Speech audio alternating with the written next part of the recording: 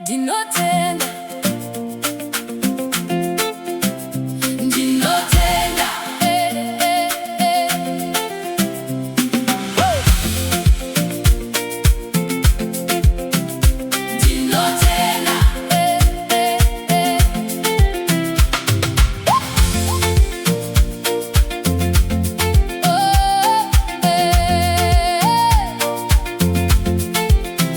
ndamuka mangwanani ndikaona zuva richipenya,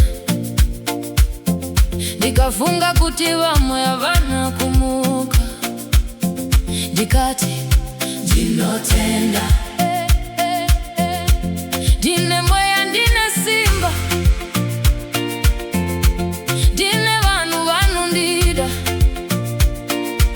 ndine tariro, ndine ramangwana. Saka nhasi ndinotenda, ndinotenda, ndinotenda, upenyu hwangu hwakanaka. Ndinotenda, ndinotenda, ndamuka nhasi ndichifara.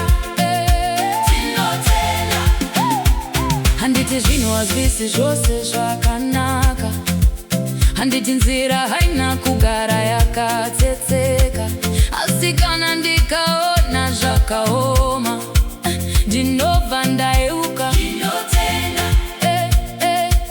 kunyange zuva rakaoma, ndinobuda ndichirangarira kuti ndiri mupenyu, ndiri pano, ndikati zvakare ndinotenda, ndinotenda, ndinotenda, upenyu hwangu hwakanaka. Ndinotenda, ndinotenda, ndamuka nhasi ndichifara.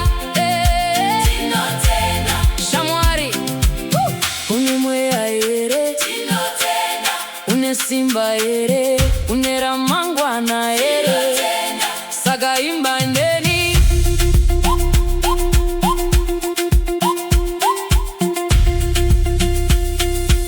Shamwari, ndinotenda, ndinotenda, upenyu hwangu hwakanaka.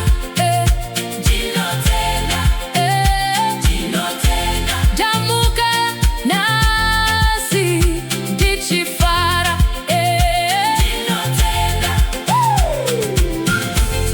Nhasi ndiri pano, ndiri mupenyu, ndine zvese zvandinoda.